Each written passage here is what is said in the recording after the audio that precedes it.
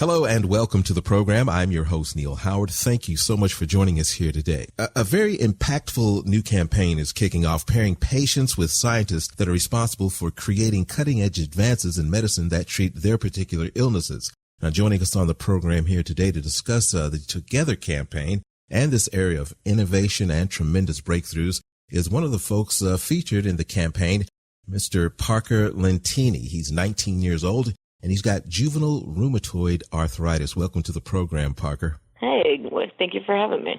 Great. Well, this campaign, this Together campaign, can you tell us a little bit about it? Yeah, so the Together campaign is part of the GOBOLDLY Campaign, which I was a part of, and it pairs patients with researchers of the same disease to show that there are two sides to this disease. There's the patient who, of course, is going through the disease and living with it on a day-to-day basis, but there's also the researcher who's doing research and trying to find new medications and treatment options for the patients going through the disease. And, we want to show that when we work together, we can start making things better. Parker, you're a national advocate for juvenile rheumatoid arthritis patients. Talk about how this condition has affected your life. Rheumatoid arthritis, we've heard of that. How rare is juvenile rheumatoid arthritis? So juvenile rheumatoid arthritis occurs in about 300,000 kids in the U.S. alone, and it's changed my life quite a bit. I had to adapt. I used to be a very athletic kid. I played a lot of sports, but of course, now when I run and do things that have high impact on my joints, it hurts. Mm-hmm. So I kind of had to find new things that I ended up liking, like taking pictures, doing photography, watching movies, and stuff like that. Mm-hmm. Has it affected greatly your parents, the folks that are in your circle there? You're being athletic. I guess you were, involved in several sports teams and things of that nature. How has your support group been impacted? Yeah, so it's been very hard on my family, seeing me go from a very active person to somebody who can't really run anymore.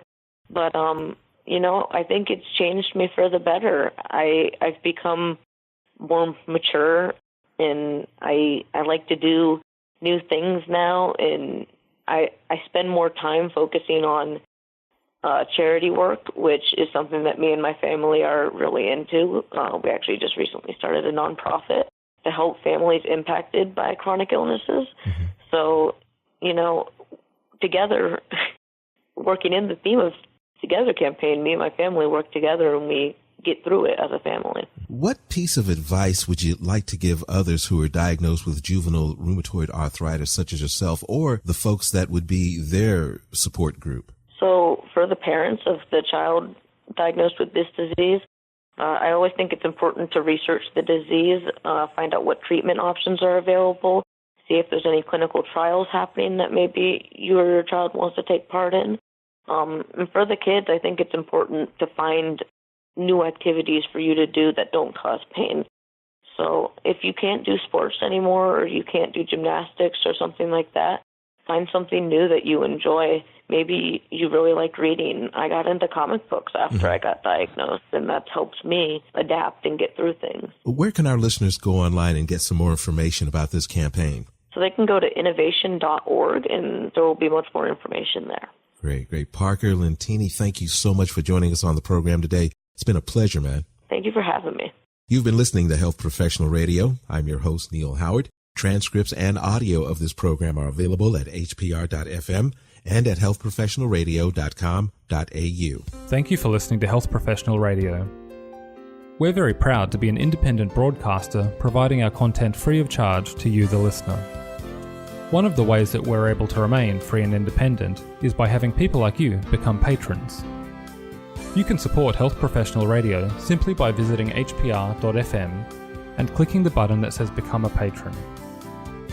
Your patronage of even just $1 a month lets us know that you're there, which in turn makes us more valuable to advertisers. And, of course, if you're able to afford more, then we would certainly appreciate the support. My name is Toby Longhurst from Health Professional Radio.